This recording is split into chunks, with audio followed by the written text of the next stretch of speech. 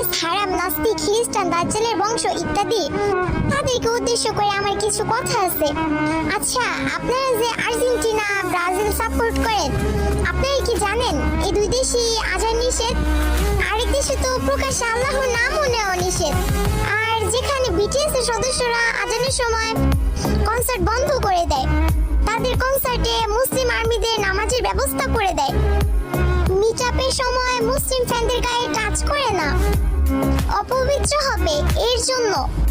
হতে পারে তারা অন্য ধর্মের, কিন্তু সবাইকে সম্মান করতে জানে, যা সবাই পারে না। মুসলিম ধর্মে কোথাও লেখা আছে যে অমুসলিম